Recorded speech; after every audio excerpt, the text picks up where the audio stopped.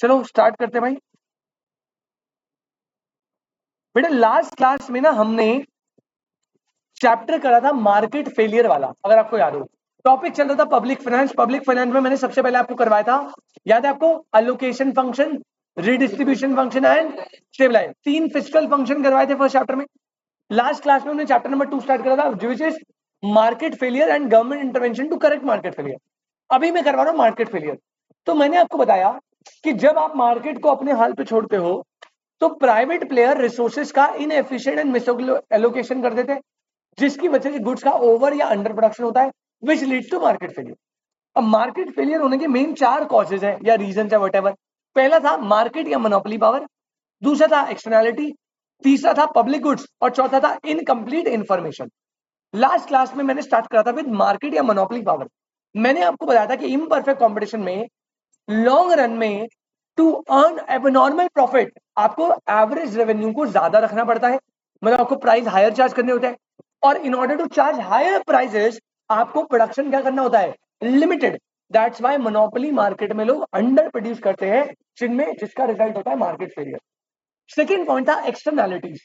बेटा मैंने आपको बताया एक्सटर्नैलिटीज होता है वो बेनिफिट और वो कॉस्ट जो सोसाइटी को आप देते हो, but for which the person is not paid और पेनलाइज्ड। ये 2 टाइप की होती है। ये होती है यूनिडायरेक्शनल और रेसिप्रोकल। ठीक है, इसे neighbourhood effect, spill over effect, third party effect, ये सब बोला जाता है। इसके 2 टाइप थे, पॉजिटिव एंड नेगेटिव। पॉजिटिव में आप बेनिफिट दोगे, नेगेटिव में आप कॉस्ट दोगे। नेगेटिव में भी 2 type, negative production externality, negative consumption. Depend करता है कि इनिशिएट प्रोडक्शन से हो रही है या इनिशिएट कंजम्पशन से हो रही है। पॉजिटिव में भी 2 टाइप। और जो रिसीवर है उसके एंड में भी 2, कि वो रिसीव कर रहा है इन कंजम्पशन या रिसीव कर रहा है इन प्रोडक्शन। तो टोटल मिला के 8 केसेस बताए थे, 8 के मैंने एग्जाम्पल बताए थे, वो आपको याद रखते हैं। अब एक्सटर्नैलिटी की वजह से मार्केट फेलियर क्यों होता है ये समझो। जब भी कोई प्रोड्यूसर प्रोडक्शन करता है तो वो एक्सटर्नल कॉस्ट या एक्सटर्नल बेनिफिट को इंक्लूड नहीं करता, वो सोशल कॉस्ट को कंसीडर नहीं करता। वो किसको कंसीडर करता है, प्राइवेट कॉस्ट को। किसको कंसीडर करता है, सोशल को नहीं करता, एक्सटर्नल वाला पार्ट लेके। तभी उसकी कॉस्ट कम आती है, प्रॉफिट ज्यादा आता है। दैट्स वाई वैसे गुड्स का वो ओवर प्रोडक्शन करता है। और बेनिफिट वाले केस में वो एक्सटर्नल बेनिफिट को नहीं लेता, प्राइवेट बेनिफिट को लेता है। तो इसकी वजह से बेनिफिट कम होता है, जिससे वो ऐसे गुड्स को अंडर प्रोड्यूस करता है। तो the point is, external cost या एक्सटर्नल बेनिफिट को ना इंक्लूड करने से हम अंडर या ओवर प्रोडक्शन करते हैं, जिसकी वजह से मार्केट फेलियर होता है। I hope this is clear. अब ये सारा करने के बाद एग्जाम्पल वगैरह भी देते, लिखवाया भी था। अब आता है थर्ड पॉइंट। याद है बेटा आपको थर्ड पॉइंट? थर्ड पॉइंट था पब्लिक गुड्स। थर्ड रीजन जिसकी वजह से मार्केट फेलियर होता है वो कौन सी गुड्स है बेटा, पब्लिक गुड्स। अब पहले आप समझना चालू करना आराम से, उसके बाद आप लिख लेना बाद में, कोई दिक्कत नहीं है। Public goods. अब पब्लिक गुड्स की वजह से मार्केट फेलियर क्यों होता है वो तो बात की बात है। पहले आपको पब्लिक गुड्स क्या होता है ये समझना पड़ेगा, और पब्लिक गुड्स क्या होता है इसको समझने से पहले आपको प्राइवेट गुड को समझना पड़ेगा। ठीक है, पेपर में इंपॉर्टेंट है, क्वेश्चन आ सकता है कि इनमें से कौन सी कैरेक्टरिस्टिक्स ऑफ पब्लिक गुड है, कौन सी नहीं है। तो सिंपल सी बात है, जो प्राइवेट गुड होता है उससे समझ लो, और जो कैरेक्टरिस्टिक्स प्राइवेट गुड की नहीं मैच होती वो किस में होती है, पब्लिक गुड में। तो पहला जो टॉपिक है बेटा वो है कैरेक्टरिस्टिक्स किसकी, प्राइवेट गुड की। कैरेक्टरिस्टिक्स ऑफ प्राइवेट गुड, ध्यान से सुनना बेटा। 6 पॉइंट है, very simple, very simple. Private good, बेटा प्राइवेट गुड पहला पॉइंट, स्केयर्स होते हैं। कैसे होते हैं, ऑब्वियसली सारे गुड्स स्केयर्स होते हैं, but the point is anyone who wants to consume them must purchase them. मतलब आपको इन्हें यूज करने के लिए क्या करना पड़ता है, परचेज। प्राइवेट गुड होते हैं वो गुड जिन्हें यूज करने के लिए परचेज। जैसे ये फोन, अब ये फोन मैं यूज कर रहा हूं क्योंकि ये फोन मैंने परचेज करा। अगर बेटा परमीत मेरे फोन को यूज करेगा तो ये छिदेगा क्योंकि ये मेरा फोन है। प्राइवेट गुड्स वो गुड्स होते हैं जो स्केर्स होते हैं और इन्हें यूज करने के लिए परचेज करना जरूरी है। मतलब पब्लिक गुड्स के केस में परचेज करने की रिक्वायरमेंट, जैसे बेटा कालका जी की रोड, अब अगर इस रोड पे मैं स्कूटी चला रहा हूं तो मैंने मैंने इसे परचेज करा क्या, चलो मान लो मैंने टैक्स दिया हुआ है, मैंने टैक्स दिया हुआ है, अब इस रोड पे परमीत आया अपनी स्कूटी लेके, तो मैंने बोला अबे परमीत तू तो टैक्स लेता नहीं है, मैंने स्कूटी को धक्का मार दिया इसकी, मैंने कहा तू इस रोड पे नहीं चलेगा, तू फुटपाथ पे चला। क्या ऐसा कर सकता हूं मैं? नहीं सर, आपको प्राइवेट गुड के केस में क्या होता है, अगर आपको इन्हें यूज करना है you have to purchase it. Public में ऐसा नहीं होता, पब्लिक में परचेज करने की रिक्वायरमेंट ही नहीं, पर अभी हम प्राइवेट में रहते हैं। सेकंड पॉइंट नंबर 2, बेटा प्राइवेट गुड होते हैं राइवलरस। क्या होते हैं? Rivalries. Sir what do you mean by rivalries? बेटा राइवलरस मतलब होता है simultaneous consumption is not possible. Simultaneous consumption is, sir मतलब यार अगर ये मेरा फोन है और मैं इसे चला रहा हूं, तो मैं इसे चला रहा हूं ना, क्या इसी टाइम पे परमीत मेरा फोन चला सकता है?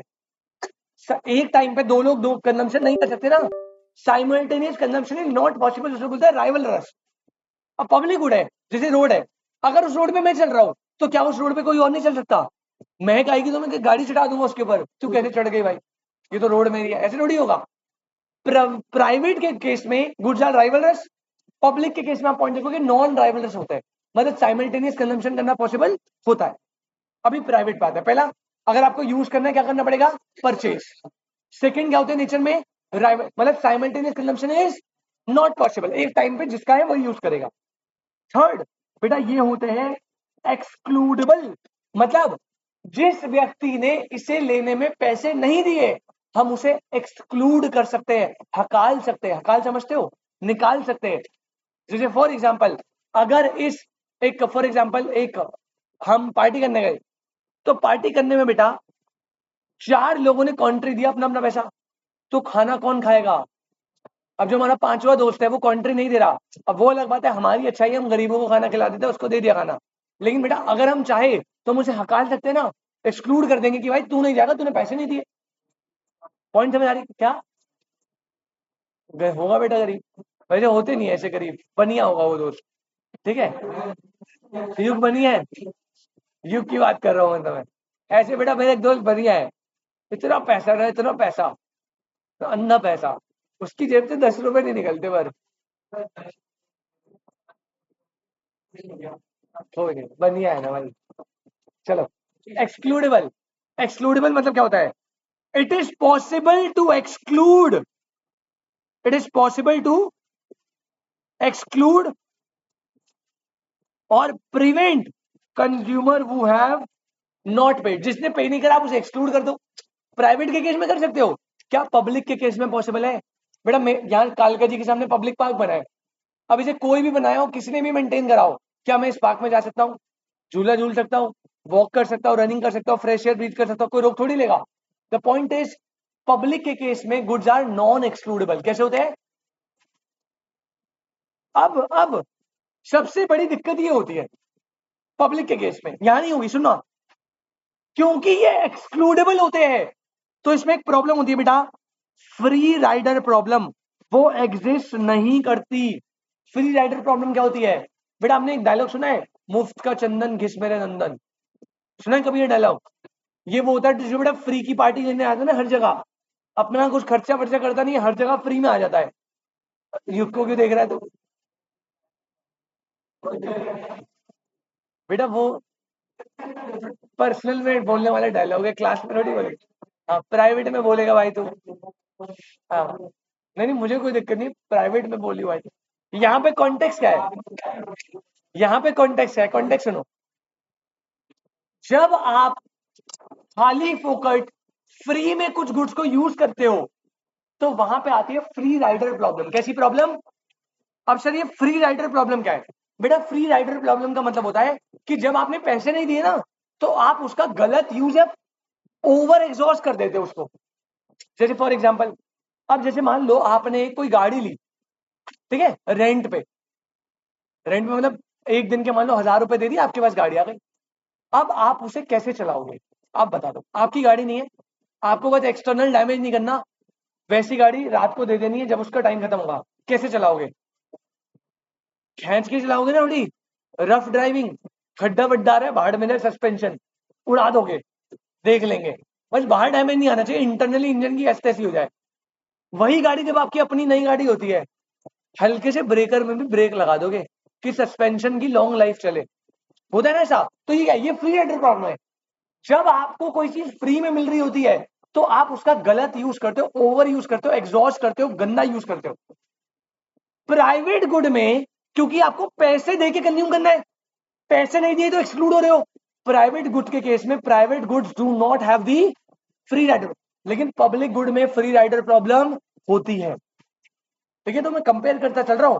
पहले 4 पॉइंट याद रखो। पहला, अगर आपको इसे कंज्यूम करना है you have to purchase them. Second, ये कैसे होते हैं, मतलब simultaneous consumption is not possible. Third, ये कैसे होते हैं, एक्सक्लूडेबल, जिसने पैसे नहीं दिए उसे क्या कर दोगे, हकाल दोगे, एक्सक्लूड कर दोगे। फोर्थ पॉइंट क्या होता है बेटा, क्योंकि ये एक्सक्लूडेबल है तो यहां पे फ्री राइडर प्रॉब्लम एग्जिस्ट नहीं करती। जिसने पैसे दिए वही यूज करेगा, फ्री में कोई मजे लेने नहीं आ सकता है। नेक्स्ट, जो ओनर्स ऑफ प्राइवेट गुड है बेटा, यहां पे ओनर जो है अपना एक्सरसाइज कर सकते हैं private property rights and can prevent others for using the goods. ये हमने ऊपर पढ़ा है भाई, आपकी अपना खरीदा भाई, अगर ये मेरा गुड है तो इसमें मैं प्राइवेट प्रॉपर्टी राइट एक्सरसाइज कर सकता हूँ और इसको किसी और को यूज करने से क्या कर सकता हूँ, मना कर सकता हूँ। जैसे पार्किंग है, अब सोसाइटी में पार्किंग रिजर्व्ड होती है, परचेज करते हो फ्लैट के साथ पार्किंग। तो बेटा अगर मेरी मान लो C90 की पार्किंग है ब्लॉक की, तो C90 की पार्किंग मेरी है, मैंने परचेज करी है, मैं उसमें अपना प्राइवेट प्रॉपर्टी राइट एक्सरसाइज करूंगा और कोई अगर उस पर अपनी गाड़ी खड़ी करेगा उसे क्या बोलूंगा, हटा दे भाई गाड़ी। लेकिन जो ये बाहर रोड पे पार्किंग है, क्या ये प्राइवेट गुड है, ये कैसे गुड है, पब्लिक गुड है, क्या इसमें कोई प्राइवेट प्रॉपर्टी राइट एक्सरसाइज कर सकता हूँ। अब मैंने बहुत सारे बंदे देखे हैं जहाँ प्राइवेट प्रॉपर्टी, यहाँ पब्लिक गुड है, रोड है, गाड़ी खड़ी करते हैं और गाड़ी निकालते ना, एक दो अंकल हमारे यहाँ अपनी बाइक लगा देंगे ऐसे करके ताकि कोई गाड़ी पार्क में लगाए। मुझे बड़ा गुस्सा आता है, भाई आपकी कोई प्राइवेट प्रॉपर्टी थोड़ी है, वो तो पब्लिक गुड है ना। वही ना, तो हम हटा देते हैं, फिर लड़ाई वड़ाई होती है। एक बार मेरी हो गई थी लड़ाई। बेटा ये जो रेजिडेंशियल एरिया है बेटा, इसकी ना मेंटेनेंस जाती है, ऑल्दो है तो प्राइवेट नहीं, लेकिन ये ना मेंटेनेंस देते होंगे सारे सोसाइटी वाले, तो ये पार्क और इसमें ना रिस्ट्रिक्शन लाते हैं तभी। जैसे इन्होंने इन्होंने अभी बाद में जाके बोला, इन्होंने ये बोल रहे हैं कि आप यहाँ पे मेंटेनेंस चार्जेस दो और गार्ड के सैलरी के चार्जेस दो तब हम आपको अलाउ करेंगे। पर फिर बच्चे भी यार गड़बड़ कर रहे हैं ना, बच्चे हमारी इतनी पार्किंग है वो बच्चे आगे वाले वहां खड़ी कर देते हैं, सैलरी जाती होगी ना, तो रेसिडेंशियल एरिया में सारे मेंटेनेंस चार्जेस नहीं होते सोसाइटी के, तो उन्होंने ऐसा बना रखा है, तभी ये थोड़ा प्राइवेट प्रॉपर्टी राइट एक्सरसाइज कर रहे हैं। ऑल्दो ये अगर मेंटेनेंस होती नहीं सोसाइटी कमेटी तो ये पब्लिक गुड था। चलो, नहीं मैं एक दिन लाया था, उसके अगले दिन मुझे भी मना करा था, फिर मैंने यही आज भी मैंने वहीं खड़ी कर, क्या बहस करके फायदा। वैसे हमने बात करी है लैंडलॉर्ड से, वो देख ले। ठीक है, तो भाई आप एक्सरसाइज कर सकते हो प्राइवेट प्रॉपर्टी राइट और प्रिवेंट कर सकते हो अदर को।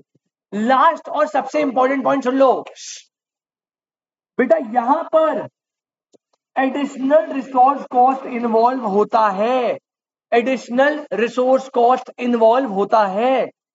सर मतलब क्या बेटा, अगर ये फोन एप्पल ने बनाया, इस फोन को बनाने में मान लो 50,000 रुपए की कॉस्ट लग गई और ये फोन मैंने 50,000 रुपए में खरीद लिया, तो जब ये दूसरा फोन बनाना होगा तो क्या एप्पल को दोबारा कॉस्ट लगानी पड़ेगी परमीत के लिए। अबे दूसरा फोन बनाएंगे दोबारा कॉस्ट नहीं लगानी पड़ेगी, लगाई, दोबारा नया डिस्प्ले लाएगा, मदरबोर्ड लाएगा, कैमरा लाएगा, दोबारा कॉस्ट बियर करेगा, फिर परमीत के लिए देगा। जब यही फोन चेतन मांगेगा तो बेटा क्या होता है, दोबारा रिसोर्स कॉस्ट लगानी पड़ेगी, यस लगानी पड़ेगी। प्राइवेट गुड्स में क्या होता है, एडिशनल रिसोर्स कॉस्ट इन्वॉल्व होती है, लेकिन महक अब पब्लिक गुड है। अगर सरकार ने सामने वाली रोड बना दी एक बार, अब इस रोड पे मैं चल रहा हूं, अब महक ने बोला मुझे भी रोड पे चलना है, तो गवर्नमेंट क्या महक के लिए अलग रोड बनाएगी क्या, दोबारा से कॉस्ट इन्वॉल्व करेगी, उसी कॉस्ट में हो जाएगा काम, उसी में हो जाएगा। तो पब्लिक के केस में एडिशनल रिसोर्स कॉस्ट जैसी कोई चीज नहीं होती, प्राइवेट में एडिशनल रिसोर्स कॉस्ट होता है। तो क्या प्राइवेट गुड समझ आए 6 पॉइंट, वो तो है। इसको बनाने में ना जितनी बार बनाओगे उतनी बार प्रोड्यूसर को कॉस्ट लगेगी। कोई भी प्राइवेट गुड ले ले बेटा, जैसे ये लैपटॉप है, अब ये लैपटॉप मैंने लिया तो लेनोवो ने मेरे लिए अलग बनाया होगा, उनको कॉस्ट अलग पड़ी। जब वो सेकंड लैपटॉप बनाए होंगे तो उनको क्या अलग से कॉस्ट नहीं देनी पड़ेगी और अलग से कॉस्ट लगेगी। लेकिन जैसे पब्लिक पार्क है, और सरकार ने एक बार पब्लिक पार्क बना दिया, अब इसमें मैं जा रहा हूं, महक जाए, परमीत जाए, 100 लोग एक साथ चले जाए, एक बार पार्क की कॉस्ट लग गई है ना, हर बंदे के आने से पार्क की कॉस्ट दोबारा थोड़ी लगेगी, समझे क्या? तो 6 पॉइंट रिपीट करो वापस से। पहला, अगर आपको कंज्यूम करना है क्या करना पड़ेगा? परचेज।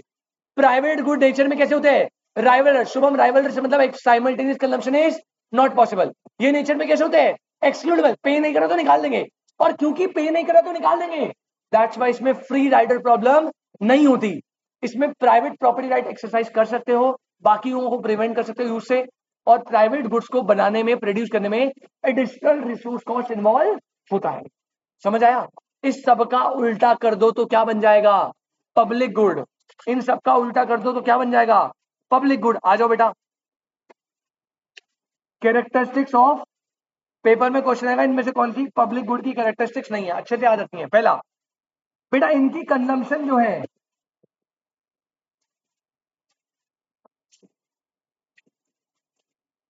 पब्लिक गुड्स की कंजम्पशन कैसी होती है?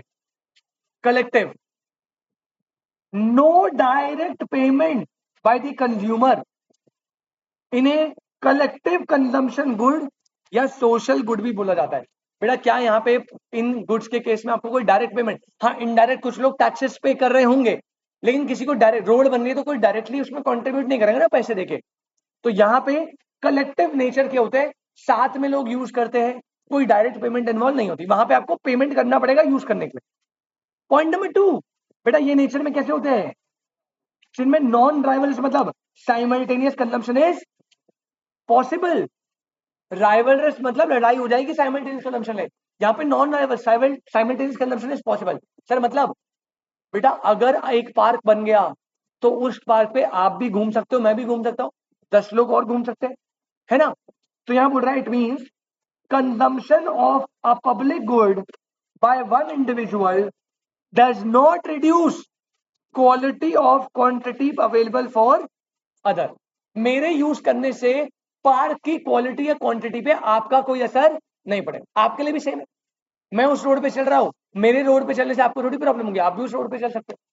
तो पहला कलेक्टिव नेचर के होते हैं, कोई डायरेक्ट पेमेंट करना जरूरी नहीं है। दूसरा नेचर में क्या होते हैं? नॉन राइवलस मतलब साइमल्टेनियस कंजम्पशन कर सकते हो आप। बेटा नेचर में कैसे होते हैं? मतलब अगर किसी ने पैसे नहीं भी दिए फिर भी वो इनकी कंजम्पशन कर सकता है, आप किसी को एक्सक्लूड नहीं कर सकते।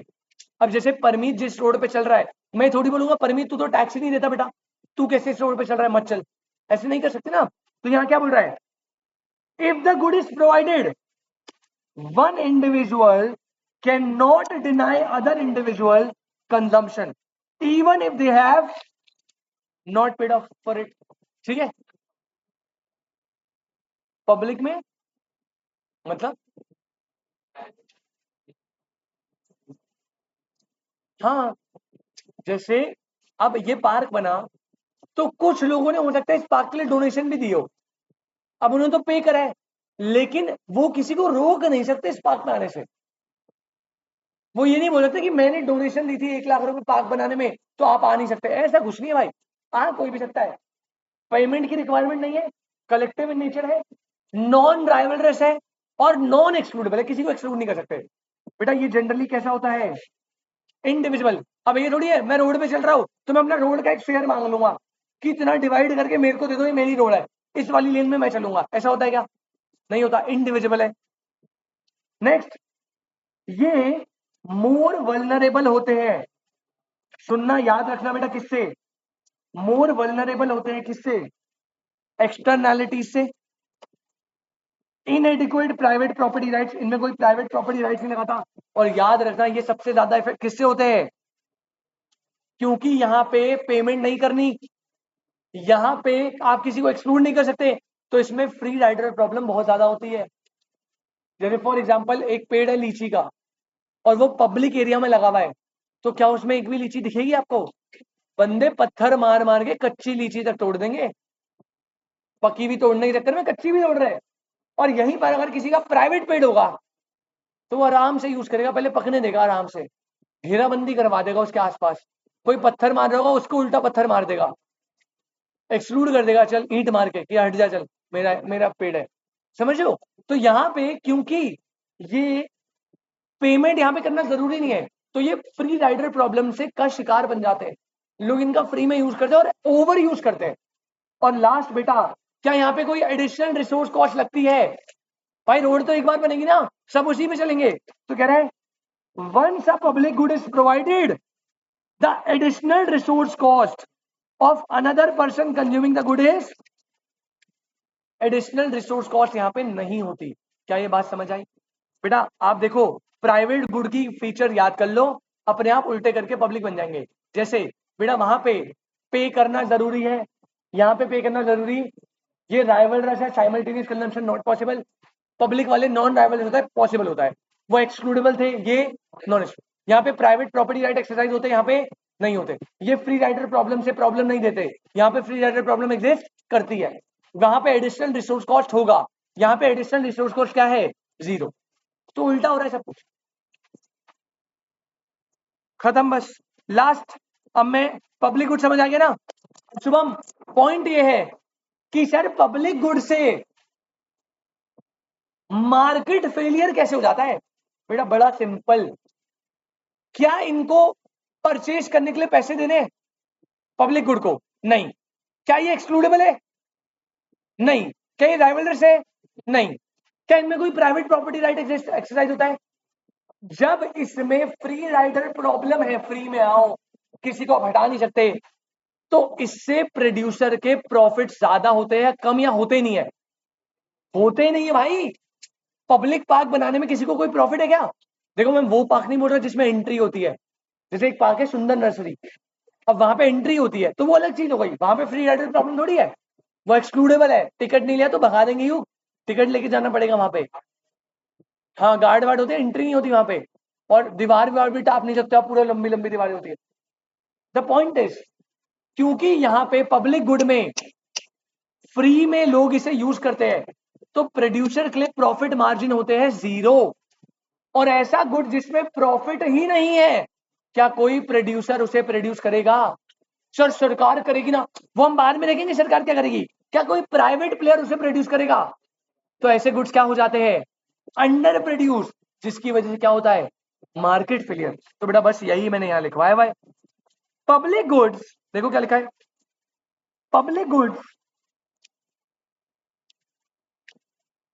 डू नॉट प्रोवाइड क्या? इंसेंटिव, बेनिफिट नहीं देते, that will generate optimal market reaction. Public good किसी तरह का बेनिफिट नहीं देते मार्केट के लिए। प्रोड्यूसर्स आर नॉट मोटिवेटेड, बेटा प्रोड्यूसर क्या होते हैं? मोटिवेट नहीं होते to produce if they can not charge a positive price for them or make profit from them. बेटा अगर प्रॉफिट नहीं कमा पाएंगे तो कैसे अट्रैक्ट होंगे उनसे? मोटिवेट होते नहीं है, जिसकी वजह से अगर हमने मार्केट को अपने हाल पे छोड़ दिया तो बेटा public goods will not be produce at all और will be, this leads to. अब जब हम अगला चैप्टर आगे आएंगे तो हम देखेंगे सरकार पता क्या करती है। सरकार पब्लिक गुड्स के लिए इंसेंटिव और डिसेंटिव देती है, अगर उससे काम नहीं बना तो सरकार खुद ही प्रोड्यूस करने लग जाती है। जैसे हाँ वही पीछे बढ़ाया था, जैसे रोड्स है, अलोकेशन के वो बता रहा हूं मैं, गवर्नमेंट कैसे करती है, पहले बढ़ाया था मैंने। सरकार रेगुलेशन से आती है, कंपटीशन एक्ट वगैरह, लॉ वो बना देती है। तो इनको प्रमोट करने के लिए सरकार क्या करती है वो हम अगले चैप्टर में देखेंगे। बट अभी है मार्केट फेलियर, समझ आए कैसे होता है पब्लिक गुड से? एब्सोल्युटली डन, 100%, पक्का ना? चलो जी, बहुत बढ़िया। अब एक काम करिए, आप लास्ट पॉइंट पे आइए, ये थोड़ा सा बड़ा है, इसको करके हम अपना मार्केट फेलियर करते खत्म, बस 3 पेज है। अब देखो ये क्या है, सुनो। मार्केट फेलियर के 4 कॉज, मैं एक पहला कौन सा था? Monopoly power. दूसरा कौन सा था? एक्सटर्नैलिटी। तीसरा कौन सा था? तीनों क्या होते हैं समझाया, टाइप वाइज समझाए, और कैसे मार्केट फेलियर है वो बताया, है ना? लास्ट आता है मार्केट फेलियर होने का रीजन, इनकंप्लीट इंफॉर्मेशन। अब ये क्या होता है? इनकंप्लीट इंफॉर्मेशन से पहले आपको समझना पड़ेगा क्या? कंप्लीट या परफेक्ट इंफॉर्मेशन। ये होता नहीं है कभी। क्या आपको मैंने पढ़ाया था perfect competition market? Large number of buyer, large number of seller, homogeneous product, free entry and exit, uniform price. Next point क्या था?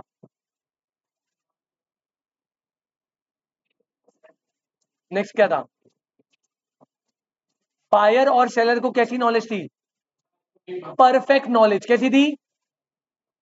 परफेक्ट नॉलेज का मतलब है आपको मार्केट का सब कुछ पता है, कौन सा गुड़ किस प्राइस का बिक रहा है। लेकिन प्रॉब्लम यह है कि परफेक्ट नॉलेज होना पॉसिबल, तभी तो परफेक्ट कॉम्पिटिशन एक्चुअल में एग्जिस्ट नहीं करता। तो ये कह रहा है कि परफेक्ट नॉलेज क्या होती है बताया, और परफेक्ट नॉलेज नहीं होती, इनकम्प्लीट इंफॉर्मेशन होती है, तभी मार्केट फेलियर होता है। अब आपके दिमाग में अगर सर कैसे, अब देखो पहले परफेक्ट इंफॉर्मेशन बताया, इंप्लाइज कि both buyer and seller have complete information about anything, जो क्या कर दे, इन्फ्लुएंस कर दे किसको, डिसीजन मेकिंग को। However this assumption is not fully satisfied. बेटा परफेक्ट नॉलेज होना possible, not fully satisfied in real market due to the following reason. मतलब ये बोल रहा है कि परफेक्ट नॉलेज पॉसिबल नहीं है बिकॉज, अब ये रीजन बता रहा है, बायर सेलर किसी को परफेक्ट नॉलेज नहीं हो सकती। उसके रीजन बहुत सारे हैं, उनमें से दो रीजन बताए यहां पे। पहला, कई बार जो प्रोडक्ट का नेचर है बेटा, प्रोडक्ट का क्या है, वो बहुत ही ज्यादा कॉम्प्लेक्स होता है। क्या होता है? जैसे अब मान लो आप किसी डॉक्टर के पास गए और अपना ट्रीटमेंट करवा रहे हो आप हार्ट का, तो क्या वो डॉक्टर, डॉक्टर एक सेलर हो गया, आप एक बायर हो गए, क्या वो डॉक्टर आपको प्रोडक्ट की पूरी कॉम्प्लेक्स वाली नॉलेज दे सकता है? भाई दे भी देगा, आप समझ ही नहीं पाओगे। वो कहेगा कार्डियक अरेस्ट है, इसके अंदर ये वाला चेंबर होता है, इसके अंदर ये नर्व आपकी ब्लॉक हो गई, ऐसे हो गई है। कई बार प्रोडक्ट इतना कॉम्प्लेक्स होता है कि आप बायर को पूरी नॉलेज दे ही नहीं सकते, या बायर को पूरी नॉलेज दो भी दोगे उसे समझ ही नहीं आएगी। तो पहला पॉइंट समझ आया कि परफेक्ट नॉलेज क्यों एग्जिस्ट नहीं होती। पहला, क्योंकि प्रोडक्ट की कई बार क्या होती है, इंफॉर्मेशन देना कॉम्प्लेक्स होता है, जैसे cardiac surgery, financial product, mutual fund वगैरह ऐसी चीजें। दूसरा होता है कंज्यूमर, बेटा जैसे share market, stock, mutual fund. अब ये ना मैं तुझे सिखाऊंगा, एक दिन में नहीं आ सकते तुझे, बहुत कॉम्प्लेक्स होता है। एफएनओ तू एक दिन में नहीं सीख सकता, तेरे को बहुत टाइम, 2-2 3-3 साल इन्वेस्ट करना पड़ेगा, इस पे टाइम लगाना पड़ेगा, तब जाके समझ आता है। तो कॉम्प्लेक्स है ना, अब मैं तुझे बेस समझाऊंगा, तुझे समझ नहीं आएगा, तो परफेक्ट नॉलेज नहीं हो पाएगी। और दूसरा point, consumer are unable to quickly find sufficient information and best prices, quality of product. कई बार जल्दीबाजी के चक्कर में कंज्यूमर के पास इतना टाइम नहीं होता कि वो पूरी मार्केट से इंफॉर्मेशन ले और फिर एक अच्छा प्रोडक्ट एक अच्छे प्राइस पे परचेज कर पाए। नहीं होता भाई, टाइम की कमी है। और कई बार बेटा लोग ही क्या होते हैं, इग्नोरेंट, वो नहीं लेना चाहते complete information of many matters in the market. Generally they have inaccurate or incomplete data and make potentially wrong choices and decisions। तो बेटा ये तीन है, और इन तीनों रीजन की वजह से क्या होता है, हाँ, इंफॉर्मेशन फेलियर। हाँ जी, जी जी, इन तीनों की वजह से क्या होता है बेटा, इंफॉर्मेशन फेलियर। एक काम करो, ऑनलाइन वाले बच्चे मीटिंग नहीं ज्वाइन करो पहले, फिर दोबारा आते हैं। अभी ये ना एक बारी में समझ नहीं आएगा, इसको ना धीरे धीरे जब ये सारे टॉपिक खत्म हो जाएंगे ना, तब मैं अच्छे से कनेक्ट कर पाऊंगा। तो अभी आप बस इन्फॉर्मेशन ग्रैब करो कि मैंने क्या क्या बताया। एक मिनट रुकना, रिवाइज करवा रहा हूँ।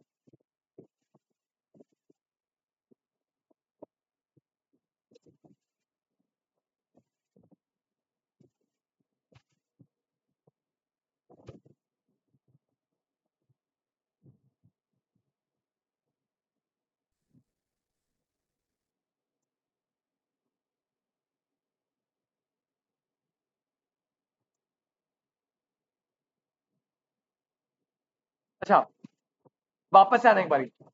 बेटा पॉइंट नंबर 4 चल रहा है, इनकम्प्लीट इन्फॉर्मेशन। अब मैंने बताया पहले, कंप्लीट यानी परफेक्ट इन्फॉर्मेशन क्या होती है। इसका मतलब होता है जब बायर और सेलर को परफेक्ट नॉलेज होती है about the market, about the price, about everything, और वो इन्फ्लुएंस, हर एक चीज की नॉलेज होती है जिनसे उनका डिसीजन इन्फ्लुएंस हो सकता है, उसे बोलते हैं कंप्लीट इन्फॉर्मेशन। लेकिन कंप्लीट या परफेक्ट इन्फॉर्मेशन होना पॉसिबल ड्यू टू 3 रीजन। पहला, कई बार जो प्रोडक्ट है उसका नेचर बड़ा कॉम्प्लेक्स है, तो बायर उसे समझ नहीं सकता, या समझे भी तो क्लियरली नहीं आएगा उसे समझ। दूसरा, कई बार आपको एक डिसीजन मेकिंग लेनी होती है, टाइम कम होता है, तो आप नहीं आइडेंटिफाई कर पाते better product at a better price.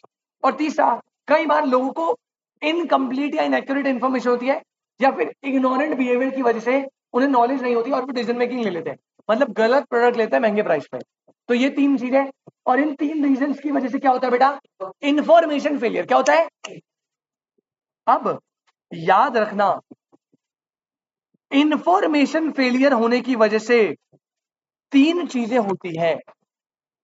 Information failure होने की वजह से कितनी चीजें होती है बेटा, ध्यान से समझना। एक होता है एसिमेट्रिक इंफॉर्मेशन, एसिमेट्रिक इंफॉर्मेशन की वजह से। सेकंड होता है एडवर्स सिलेक्शन, और एडवर्स सिलेक्शन की वजह से होता है क्या, मोरल हजार्ड। बेटा इंटर का फेवरेट टॉपिक था ये, हर बार 4 नंबर का क्वेश्चन था, right a short note on moral hazard. ठीक है, एमसीक्यू के लिए इतना कॉम्प्लिकेटेड नहीं रहा है, अब सिंपल बन चुका है, तो आपको तीनों पढ़ने बड़े सिंपल है। ठीक है, रिपीट कर रहा हूं, 3 पॉइंट की वजह से इंफॉर्मेशन फेलियर होता है, और इंफॉर्मेशन फेलियर के अंदर आपको 3 पॉइंट पढ़ने, कौन कौन से, एसिमेट्रिक इंफॉर्मेशन, उसकी वजह से क्या होगा, एडवर्स सिलेक्शन, और उसकी वजह से क्या होगा, मॉरलिज्म। क्या आपने सेल ऑफ गुड्स एक्ट पढ़ा? अबे चलो एक सेकंड रुक जाओ। क्या आपने पढ़ा है, silence is, mayor silence is not fraud? पढ़ा है मेयर साइलेंस? साइलेंस फ्रॉड नहीं होता। उसमें आपने, सर ने आपको कुछ बताया था क्यों नहीं होता, किस प्रिंसिपल पे बेस्ड होता है कॉन्सेप्ट? वो तो एक्सेप्शन हो गया, सॉरी।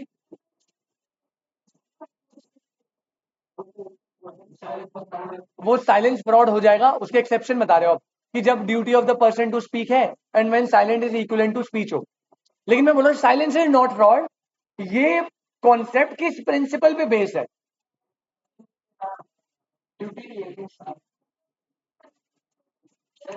बस, लड़की ने बोला कि कंज्यूमर जो होता है उसे खुद पूछना पड़ेगा, लेट द बायर बिवेयर, कुछ बताया था सर ने? सर ने क्या बोला था, डॉक्ट्रिन ऑफ केवी टेम्पटर। बस बेटा, सेल ऑफ गुड्स में 8 नंबर का क्वेश्चन आता है, डॉक्ट्रिन ऑफ केवी टेम्पटर, उसके एक्सेप्शन। अब ये डॉक्ट्रिन क्या होती है मैं बताता हूं। केवी टेम्पटर भूमिक ने बता दिया बेटा। केवी टेम्पटर का मतलब होता है लेट द बायर बिवेयर, मतलब a consumer or a buyer is not responsible for checking the quality and suitability of a product before a purchase is made. एक प्रोड्यूसर, एक सेलर बिल्कुल भी लायबल नहीं है किसी भी प्रोडक्ट की क्वालिटी और सूटेबिलिटी के लिए। ये सारी रिस्पॉन्सिबिलिटी किसकी है, कंज्यूमर की। सेलर कभी नहीं बताएगा मेरे प्रोडक्ट में डिफॉल्ट है या मेरे प्रोडक्ट में कमी है। आपको याद होगा इसमें सर ने केस में पढ़ाया, Ward versus Hobbs, pig sell करे थे, फीवर था पिग को, है ना। द पॉइंट इज, सेलर कभी भी नहीं बताता कि मेरे प्रोडक्ट में कमी है, वो साइलेंट रहेगा। ये बायर की रिस्पॉन्सिबिलिटी की आपको सूटेबिलिटी क्वालिटी चेक करनी है परचेज करने से पहले।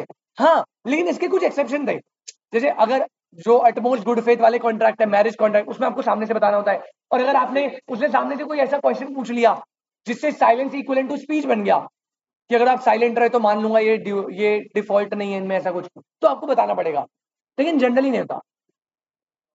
हाँ, तब फ्रॉड होगा। अब वापस आते हैं सर, यहाँ पे क्या बोल रहे हैं अब देखो। क्या आप ये सब, हर हर बच्चा ये अग्री करता है कि जब भी कॉन्ट्रैक्ट बनेगा गुड्स की सेल का, तो सेलर को प्रोडक्ट की ज्यादा नॉलेज होगी बायर से? सेलर को प्रोडक्ट की ज्यादा नॉलेज होगी हमेशा बायर से, ये तो 100% डन है। और केवी टेम्पटर हमने पढ़ाई है भाई, बायर आपको चेक करना है सब कुछ परचेज करने से पहले। इसी प्रॉब्लम को बोलते हैं asymmetric information.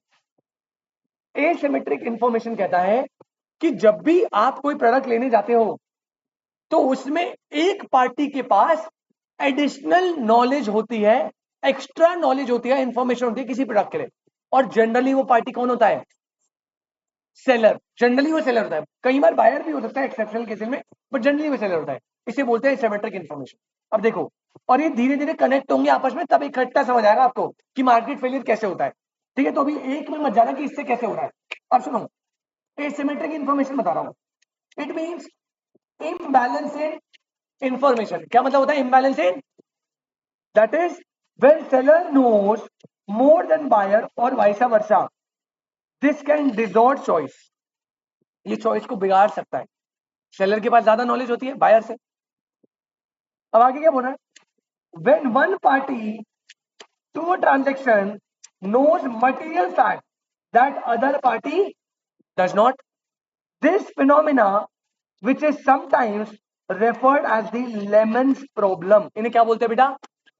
Asymmetric information is also known as Lemons problem. Lemons problem होती है जब एक पर्सन को ज्यादा नॉलेज होती है एक प्रोडक्ट की rather than दूसरा.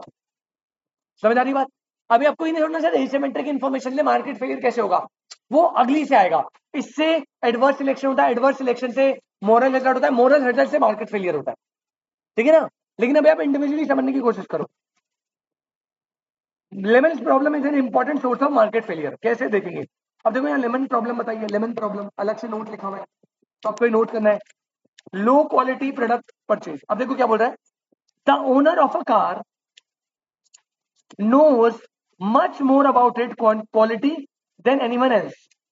While placing it for sale, he may not disclose all the facts जो उसे पता है about the mechanical defect in the vehicle. वही आ गया ना केवी टेम्पटर. भाई वो साइलेंट रहेगा, वो सारे डिफॉल्ट्स को डिस्क्लोज नहीं करेगा. यही होता है एसिमेट्रिक इंफॉर्मेशन या लेमन प्रॉब्लम. पहले बताओ ये समझ आया? सिंपल शब्दों में एक वर्ड में कंक्लूड कर रहा हूं. लेमन्स प्रॉब्लम या एसिमेट्रिक इंफॉर्मेशन मतलब जब इम्बैलेंस इंफॉर्मेशन होती है, मतलब सेलर को प्रोडक्ट की ज्यादा नॉलेज होती है एज कंपेयर टू बायर, या वाइस वर्सा उल्टा भी हो सकता है. एक बंदे को ज्यादा नॉलेज होगी दूसरे को कम.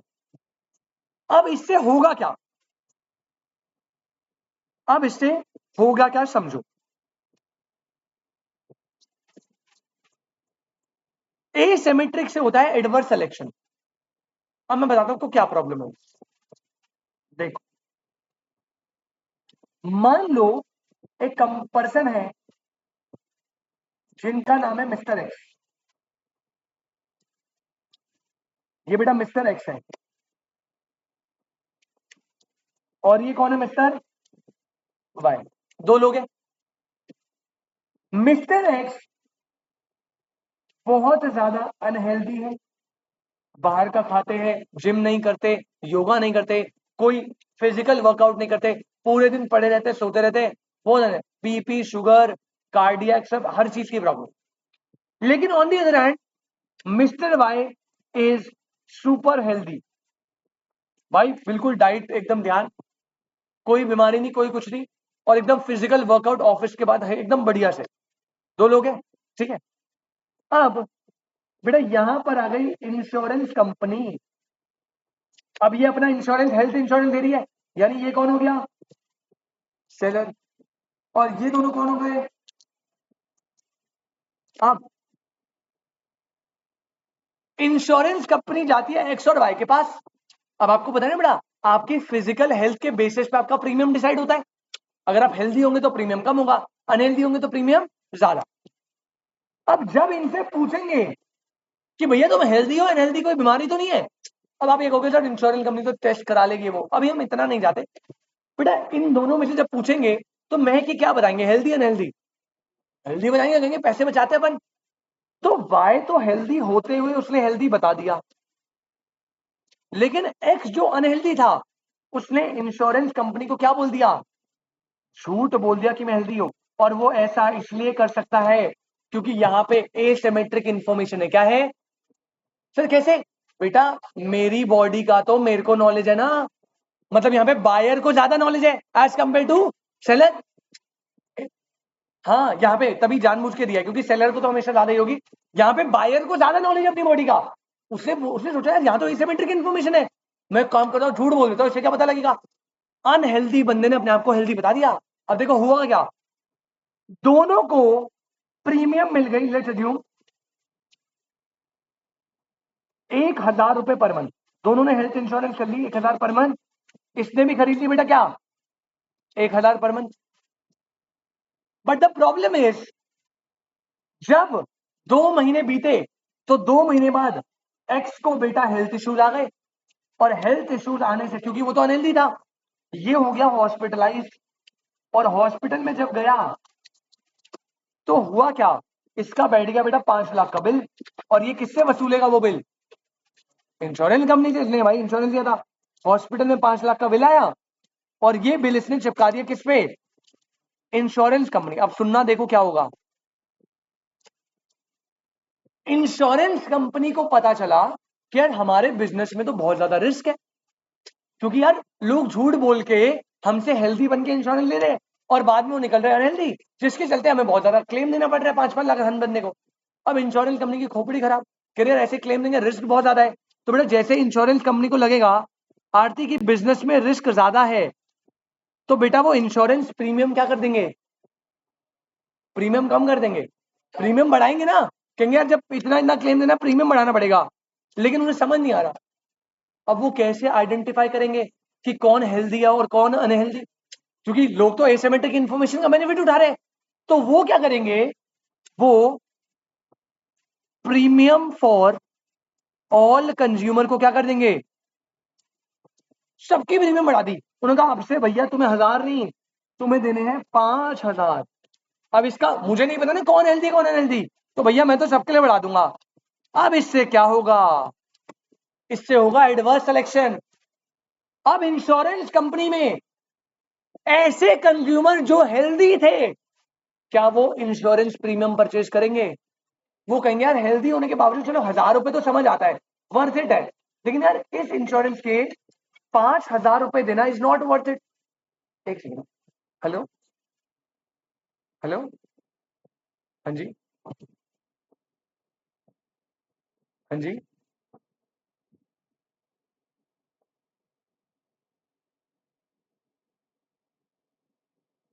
मैम मैंने कोई ऑर्डर नहीं करा है, रॉन्ग नंबर है सर। डोमिनोज वाला का कॉल आ रहा है। अबे किसने ऑर्डर प्लेस कर दिया भाई मेरे नंबर पे? एक सेकंड बेटा, पिज्जा आ जाएगा क्या भाई? हो रखा है 269 का अमाउंट, ट्रैक योर ऑर्डर। अबे हेलो हेलो हेलो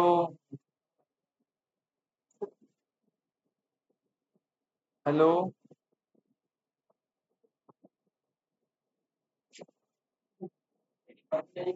शूटिंग तो भाई किसी और ने बनेगा, पूछ लेता ना बेटा कहीं। अबे मेरी मम्मी नहीं खाती बाहर का।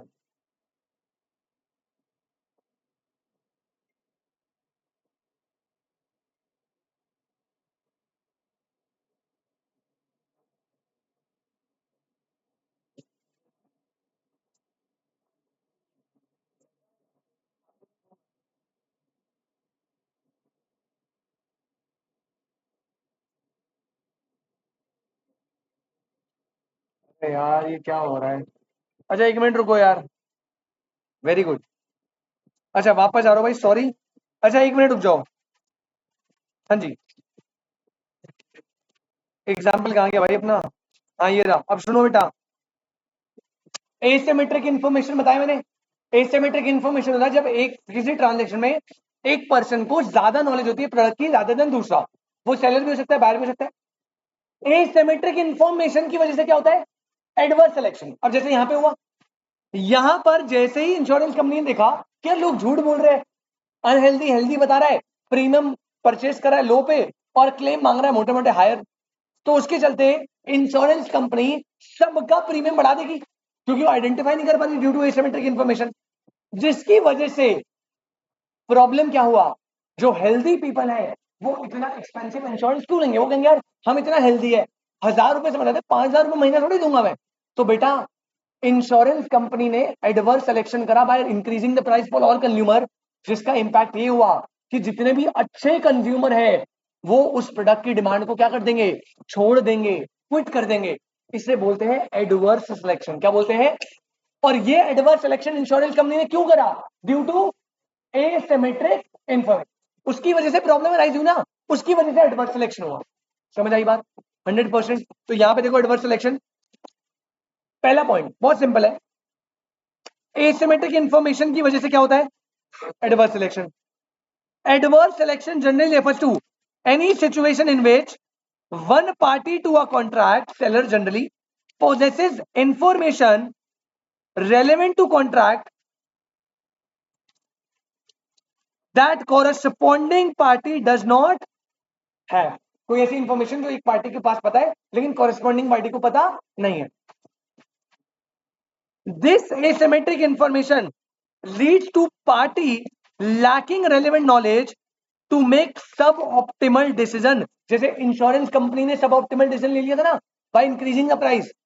तो जिस पार्टी के पास लैक ऑफ इंफॉर्मेशन होती है उसकी वजह से वो एडवर्स सिलेक्शन कर लेता है, गलत डिसीजन ले लेता है और वो सफर करता है. क्या एडवर्स क्या सफर करा कि सर जितने भी हेल्दी कंज्यूमर थे जो उनकी एक्चुअल रेवेन्यू होती वो सब हट जाएंगे और अब इंश्योरेंस कौन खरीदेगा? सारे डिफेक्टिव बंदे जिनको क्लेम देने की पॉसिबिलिटीज क्या है? हायर, और लॉस होगा. Asymmetric information about quality eliminates high quality goods. जो अच्छे वाले बंदे थे वो हाई क्वालिटी गुड्स है ना वो हट जाते हैं from the market. Buyer end up either selecting substandard goods or leaving market altogether. तो अब या तो आपके पास बेकार प्रोडक्ट बचेंगे या आपको मार्केट छोड़ना पड़ेगा, कोई और ऑप्शन नहीं आएगा ड्यू टू एडवर्स सिलेक्शन. बात समझ आई? तो एसिमेट्रिक इंफॉर्मेशन की वजह से आपको कोई गलत डिसीजन लेना पड़ता है जिससे आप मार्केट में अच्छे प्रोडक्ट्स को लूज कर देते हो, बेकार प्रोडक्ट बच जाते हैं, which is called adverse selection. I hope this is clear. और यही एग्जांपल ना मैंने यहां पे लिखवा दिया है. ठीक है, एक्स वाई वाला जो दिया था आप वहां से भी कर सकते हो, यहां से भी कर सकते हो, इट डजंट मैटर. यहां लिखा हुआ है देखो, insurance company unable to differentiate between high risk and low risk person, force the price to increase so that more healthy people aware of their low risk choose not to be insured. वो insurance लेंगे नहीं. अब last क्या बच गया बेटा? Moral hazard. Moral hazard ये रहा, ये छोटा सा पैराग्राफ है. एमसीक्यू में थोड़ा इसके चांसेस कम हो गए, यानी कि उन दोनों के ज्यादा है, बट मैं बता दो क्या होता है. मॉरल हैजार्ड, क्या आपने पढ़ा है कॉन्ट्रैक्ट ऑफ इंडेमनिटी? पढ़ा है ना? क्या होता है indemnity? Promise to compensate from the loss जो एक पार्टी को होगा, है ना? जैसे फॉर एग्जांपल अगर मुझे पता है कि मैंने कोई कॉन्ट्रैक्ट बनाया जिसमें कोई भी लॉस हुआ तो वो लॉस मेरा है, तो मैं उस कॉन्ट्रैक्ट में क्या लॉस करने की इंटेंशन रखूंगा? केयरफुली चलूंगा आराम आराम से. लेकिन अगर मुझे पता है कि मैंने कोई भी लॉस करा और उसे इंडेमनिफाई कंपनसेट करने का जो बर्डन है वो किसी और पे है, तो मैं कैसा यूज करूंगा प्रोडक्ट का? भूत बना दूंगा गाड़ी का या कुछ जो भी प्रोडक्ट है. यही होता है मोरल हैजार्ड. अब ये क्या बोलता है देखो, ये कहता है कि जब आपने कोई प्रोडक्ट परचेज करा या रेंट पे लिया कुछ भी, जैसे गाड़ी ले ली, और आपको पता है कि उसका जो बर्डन है, उस लॉस का जो बर्डन है वो आप ना बियर करते हुए उसे कोई और इंडेमनिफाई कर रहा है. जैसे मैंने परमीत को बोला, परमीत यार अपनी स्कूटी दिखा दी 1 मिनट के लिए. अब मुझे पता है अगर स्कूटी में कोई भी प्रॉब्लम आई तो परमीत की प्रॉब्लम मेरी थोड़ी प्रॉब्लम है, भाई बाहर से ढुकनी नहीं चाहिए. तो भाई मैं ले गया इसकी स्कूटी और भाई मैं सांप बना रहा हूँ, भाई स्किट स्किट मार रहा हूँ, 6 बंदे बिठा लिए स्कूटी में भाई, सस्पेंशन वगैरह, क्योंकि मुझे पता है ना इंडेमनिफाई ये करेगा, मुझे थोड़ी पे करना है. Same like insurance company. अब जैसे मेरी गाड़ी है, मैंने गाड़ी इंश्योरेंस पे चला दी, अब मुझे पता है अगर गाड़ी में कोई भी एक्सीडेंटल डैमेज हुआ तो उससे मेरी रिस्पॉन्सिबिलिटी नहीं है. कौन बियर करेगा? Insurance company. तब आ जाता है मॉरल हैजार्ड. मॉरल हैजार्ड मतलब तब आप ऐसे प्रोडक्ट का गलत इस्तेमाल या रफ यूज या मतलब ऐसे तरीके से उसे यूज करते हो जो कि सही नहीं है. ये आपको क्योंकि सेफर साइड है ना कि कंपनसेट करने के लिए कौन है? इंश्योरेंस कंपनी है. इसे बोलते हैं मॉरल हैजार्ड. तो ये क्या बोल रहा है? Moral hazard arises whenever there is an externality, that is, economic agent can shift some of its cost to others. It is about informed person taking advantage of less. अब जैसे भाई मेरी गाड़ी में कांच में हल्का सा ब्रेक क्रैक आ गया, हल्का सा क्रैक आया. अब पता है लोग क्या करते हैं? लोग खुद पूरा कांच तोड़ देते हैं. ऐसा होता है, मैंने भी करा है, ऐसे ही करते हैं. मैं जेन्युइनली बता रहा हूँ. अब देखिए मेरी विंडशील्ड में गाड़ी की क्रैक आया था एक, तो पता है क्या हुआ? अगर वो मैं क्रैक लेके जाता ना, इंश्योरेंस कंपनी चेंज नहीं करता, प्रॉब्लम हो जाती है. तो पहले आपको उसे तोड़ना पड़ता है खुद पूरा. ऐसे ही होता है प्रैक्टिकल लाइफ में. तो मैंने उसे पहले पूरा तोड़ा, फिर मैंने कहा जी एक्सीडेंटल डैमेज हुआ था, टूट गए, तब वो रिप्लेस करके देंगे. क्रैक के लिए चेंज नहीं करते जब तक शीशा टूटे ना पूरा. समझ आ रही बात? तो लोग क्या करते हैं, अब इंश्योरेंस कंपनी लेस नॉलेज में ना, उसे थोड़ी पता कैसे टूटा है। तो ये क्या बोल रहा है, it is arise when it is about inform person taking advantage of less inform person through an unobserved action. It occurs when one party to an agreement knows that he need not to bear the consequences of his bad behavior, and that the consequences, if any, would be borne by the other party. Therefore, he engaged. बेटा कैसा behavior? सांप बना दोगे ना गाड़ी का, और fails to act in good faith, इसे बोलते हैं मॉरल हैजार्ड. एग्जांपल मैंने दिया बेटा, कार कॉम्प्रिहेंसिव इंश्योरेंस आपने ली है, तो आप गाड़ी को रफ चलाओगे, स्पीड में ज्यादा चलाओगे, डैमेज की चिंता कम करोगे, क्योंकि डैमेज आपको बियर नहीं करना, किसी और को करना. बात समझ आई? पक्का? तो बेटा ये आपका लास्ट पॉइंट था, incomplete information. I hope this is absolutely clear. एक बार मैं समराइज कर रहा हूं, सारा सुन लो दोबारा से. सबसे पहले मैंने आपको आज पढ़ाया पहला point, third point which is public good. उससे पहले मैंने क्या पढ़ाया, प्राइवेट गुड. प्राइवेट गुड क्या होता है, जिसको आपको परचेज करना मैंडेटरी है, नेचर में होता है राइवलरस, नेचर में होता है एक्सक्लूडेबल, इसमें फ्री राइडर प्रॉब्लम, और इसमें प्राइवेट प्रॉपर्टी राइट एक्सरसाइज होता है, और एडिशनल रिसोर्स कॉस्ट इन्वॉल्व होती है. पब्लिक गुड में ऐसा कुछ नहीं होता, मतलब कलेक्टिव इन नेचर होता है, पेमेंट डायरेक्ट नहीं करनी, नॉन ड्राइवर्स, नॉन एक्सक्लूडेबल, इसमें फ्री राइडर प्रॉब्लम होती है, private property right, additional resource cost नहीं है. इनमें क्योंकि प्रोड्यूसर के लिए लेस प्रॉफिट, लेस मोटिवेशन होता है, तभी ऐसे गुड्स का प्राइवेट प्लेयर क्या करते हैं, अंडर प्रोडक्शन. नेक्स्ट आता है इनकम्प्लीट इंफॉर्मेशन. अब इसने क्या बोला, इसने बोला जब बायर सेलर को सारे फैक्टर्स की कंप्लीट नॉलेज है, उसे बोलते हैं परफेक्ट इंफॉर्मेशन. लेकिन परफेक्ट इंफॉर्मेशन होना इंपॉसिबल है ड्यू टू 3 रीजन. पहला, प्रोडक्ट कॉम्प्लेक्स हो सकता है. दूसरा, आपको क्विक डिसीजन लेनी है, तो आप क्विकली इतनी जल्दी डिसीजन नहीं ले पाते सही वाला. और तीसरा, आप इग्नोरेंट हो जाते हो. और इन 3 रीजन की वजह से होता है इंफॉर्मेशन फेलियर. क्या होता है? अब इसमें 3 part, asymmetric information, adverse selection, moral hazard. बेटा asymmetric information which is also known as lemons problem, which is nothing but doctrine of caveat emptor. ये कहता है कि जब भी ट्रांजेक्शन कॉन्ट्रैक्ट होता है, तो एक पर्सन को ज्यादा नॉलेज होती है किसी चीज की रादर देन दूसरा. इसे बोलते हैं एसिमेट्रिक इंफॉर्मेशन या लेमन्स प्रॉब्लम. इसकी वजह से क्या होता है, एडवर्स सिलेक्शन. आप एसिमेट्रिक इंफॉर्मेशन की वजह से ऐसा कोई एक्शन कर देते हो या ऐसा कोई डिसीजन ले लेते हो जो आपके अच्छे प्रोडक्ट्स को एलिमिनेट कर देता है, और आपके पास क्या बच जाते हैं, सारे बेकार प्रोडक्ट. और एडवर्स सिलेक्शन के बाद थर्ड आता है मॉरल हैजार्ड.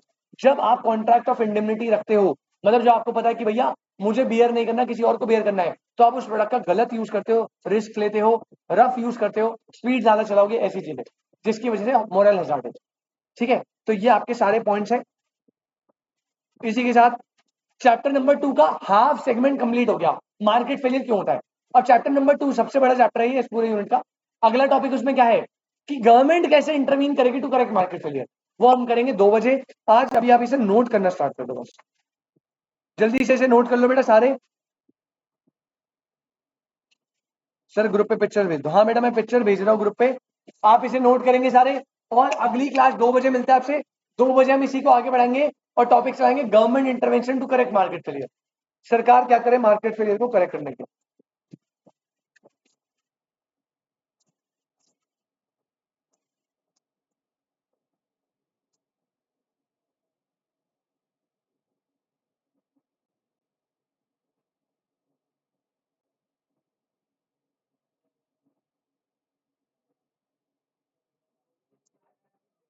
हाँ जी भाई 2 बजे.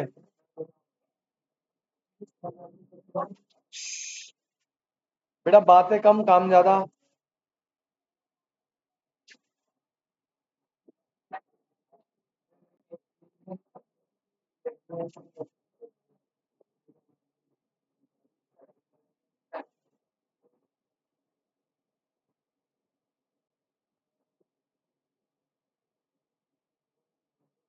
ये नीचे ना एडवर्स सिलेक्शन का एग्जांपल बनाया हुआ ये वाला, तो आप देखो इंश्योरेंस वाला, तो आप देख लेना एडवर्स सिलेक्शन के नीचे बनाना. और आप इसे चार्ट में मत बनाना यार, जैसे ऐसे बनाना ऐसे मत बनाना प्लीज. इसे ना 1 2 3 करके करना है, थोड़ा हौच पौच हो गया अदरवाइज. और एडवर्स सिलेक्शन का एग्जाम्पल यहाँ दिया हुआ है, नीचे भेज दिए मैंने आपको, 4 5 फोटो है.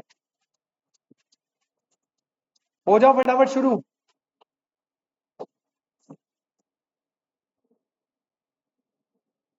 देवव्रत भाई नोट करना है जल्दी. नोट करने के बाद ब्रेक, फिर आपसे 2 बजे मिलेंगे।